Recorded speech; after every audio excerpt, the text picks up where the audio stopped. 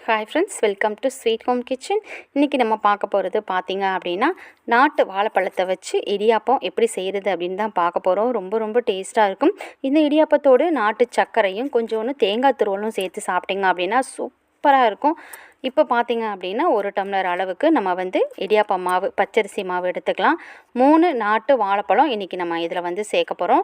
வாழைப்பழம் நிறைய பேர் பார்த்திங்கன்னா குழந்தைங்களாம் கண்டிப்பாக சாப்பிடவே மாட்டாங்க. அப்படி இருக்கும்போது இந்த மாதிரி நீங்கள் இடியாப்பத்தோட வாழைப்பழத்தை மிக்ஸ் பண்ணி கொடுத்தீங்கன்னா கண்டிப்பாக அவங்க சாப்பிடுவாங்க. இந்த வெயில் காலத்துக்கும் பார்த்திங்க அப்படின்னா நல்ல குளிர்ச்சியாகவும் இருக்கும். நம்ம வாழைப்பழத்தை 2ஆக கட் பண்ணிடுங்க. இப்போது இதுக்கு நடுவில் இருக்கக்கூடிய அந்த விதைகளை மட்டும் நம்ம எடுக்கணும். ஏன்னா மிக்ஸி ஜாரில் அரைக்கும்போது இது ரொம்ப கருப்பாக இருக்கும். இன்னொன்று சரியாகவும் இது தான் அரைப்படாது. அதனால் இதை மட்டும் நீங்கள் எடுத்துருங்க. இடியாப்பம் பிழியும் போதும் ரொம்ப கருப்பாகவும் தெரியும். இதை மட்டும் இந்த மாதிரி கத்தியை வச்சு எடுத்துட்டு 3 வாழைப்பழத்தையுமே மிக்ஸி ஜாரில் சேர்த்துட்டு அதை நல்லா நைஸாக அரைச்சி எடுத்துருங்க. பாருங்கள், விதையை தனியாக எடுத்தாச்சு. அவ்வளோதான். இப்போ எல்லா வாழைப்பழத்தையும் இதில் சேர்த்துருங்க. நைஸாக அரைச்சதை இந்த மாவோடு இப்போ நம்ம மிக்ஸ் பண்ணிக்கலாம். மாவு அதிகமாக சேர்க்குறீங்கன்னா இன்னும் ஒரு 2-3 வாழைப்பழம் நம்ம எக்ஸ்ட்ரா சேர்த்துக்கலாம். இதோட லைட்டாக கொஞ்சோண்டு தூள் உப்பு சேர்த்துக்கோங்க. சேர்த்துட்டு எப்பயுமே நம்ம இடியாப்பம் புளியறதுக்கு எப்படி மாவு பிசைவோமோ அந்த மாதிரி பிசைஞ்சிக்கலாம். தண்ணி பார்த்திங்க அப்படின்னா இதமான சுடு தண்ணி வச்சு தான் இதில் மிக்ஸ் பண்ணணும். நம்மளால் கை தொட முடியணும் அந்தளவுக்கு இருக்கக்கூடிய சுடு தண்ணியை இதில் மிக்ஸ் பண்ணிக்கோங்க.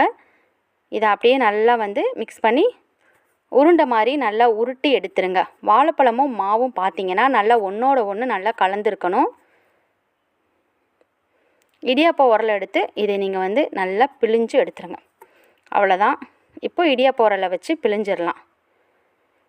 இடியாப்ப உரலில் பார்த்திங்க அப்படின்னா ஒரு வேளை டைட்டாக இருந்துச்சுன்னா லைட்டாக ஆயிலோ நெய்யோ தடவிக்கோங்க. தண்ணி இட்லி பாத்திரத்தில் தான் நம்ம இடியாப்பம் செய்ய போகிறோம். தண்ணி நல்லா சூடான உடனே தட்டை அதிலையே வச்சுட்டு அதுக்கும் மேலே பார்த்திங்க அப்படின்னா நம்ம இதை புழிஞ்சு விட்டுறலாம். நாட்டு வாழைப்பழமும் இடியாப்பமாகவும் சேர்ந்து ரொம்ப ரொம்ப டேஸ்ட்டாக இருந்துச்சு. கண்டிப்பாக நீங்கள் ட்ரை பண்ணி பாருங்கள். கிட்ஸுக்கெலாம் இந்த மாதிரி செஞ்சு கொடுத்தீங்க அப்படின்னா ரொம்பவே விரும்பி சாப்பிடுவாங்க.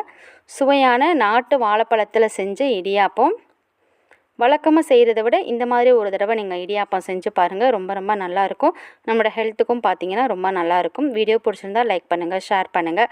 ஃப்ரெண்ட்ஸ் அண்ட் ஃபேமிலி எல்லாரோடையும் இந்த வீடியோவை ஷேர் பண்ணிக்கோங்க. வாழைப்பழ வீடியோ ரொம்ப நல்லாயிருக்கும். வாழைப்பழத்தையும் இந்த இடியாப்பத்தையும் சேர்த்து நீங்கள் சாப்பிட்டு பாருங்கள். மறக்காமல் நம்மளோட ஸ்வீட் ஹோம் கிச்சன் சேனலை சப்ஸ்கிரைப் பண்ணுங்கள்.